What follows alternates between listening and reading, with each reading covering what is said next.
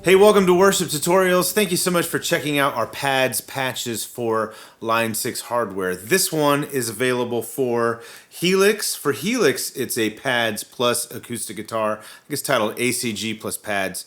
We'll talk about what that means, and it's available also for HX Stomp and HX Effects. I put up a video a few days ago of just the Helix patch, because initially we were just going to make a Helix patch, and so many of you were saying, hey, is this available for HX Stomp or HX Effects? It is possible to do this patch with those pieces of hardware, but it comes with some caveats. That's what this section of the video is about. So first of all, let me just say, the pads that you get with this patch are created entirely from within the Helix or the HX Stomp or the HX Effects. There are no it's not playing a pads file. I realize that can be kind of confusing because we have pads at Worship Tutorials as well. Line 6 has in the synth section, they have a 3-note generator. That is how we're generating pads. So it's creating like this synth chord, and then we're putting all kinds of effects on it to make it sound beautiful. So for all these patches, we are controlling what the pads are playing with snapshots. So the snapshots change the key of the pad. And the way we've set it up, it'll sort of fade in and out, crossfade in and out. So with Helix, you have 8 snapshots. There are 8 keys. We actually included 2 patches with Helix. One is, there's 7 keys, and the 8th snapshot we've used to like cut everything off. So you get 7 keys with the main patch, and then in the other patch that's included, you get the other 5 keys. All major keys. These don't do minor keys pads. We've included in the README notes for all of these patches how you can adjust that synth block to get whatever key you need. So for Helix, you have essentially 7 keys per patch, per instance of the patch. For HX Stomp, you have 3 snapshots in HX Stomp. So you only get 3 keys. And we've chosen G, C, and D, I think. But we've included notes on how you can change those to whatever keys you need. Now, Stomp XL and HX Effects give you 4 snapshots, so you get 4 keys.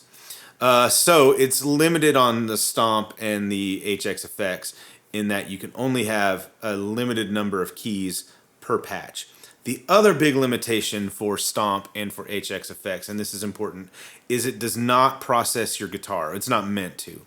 So it only is a pads player. So Bradford and I were joking around saying, like, basically you've got yourself like a $600 or $700 MP3 player at this point, but it's a really cool usage of that hardware. So if it's something that could be used, I could see how it would be useful in a number of circumstances. If you have an HX Stomp or HX Effects and you just need some pads, this will make it happen for you if you've already got that hardware. So for HX Stomp, HX Effects, it's not set up and not meant to process your guitar. You can play guitar through it. It's not going to sound like guitar. The other thing about these patches is they are not set to make pads based on what you play into it. So the generator is generating the pads, not your guitar playing. So in the Helix patch, you've got 2 rows in the Helix of processing. Path A is the acoustic guitar processing. Path B is the pads processing. By default, those are set both to the multi-out, so they'll all go, everything goes out, all the outputs. The way I would use this, the way I used it in the demo, is I set the acoustic output, path A, to the 1/4-inch outputs, and then I set the pads output, path B, to the XLR outputs. And they're both stereo, by the way. This will let you have your acoustic guitar and your pads going out separate outputs, so you can run them into separate inputs, like on your mixing board, for example, so you have separate control over those. We've already received questions about what about using this with electric guitar, with bass guitar. So path A is basically your guitar path. You can take our free AC30 electric guitar patch and just copy and paste like whatever you can. You only get 1 row, so it's essentially like what you would see on an HX Stomp. HX Stomp is like half of the Helix as far as processing goes. So you can just copy and paste in the amp block, the cab block, maybe a delay and a reverb, and an overdrive. And then you could have like a basic electric guitar rig with the pads. Now, the caveat there is the snapshots are controlling the pads. So you're going to be, you know, adjusting snapshots to get different keys.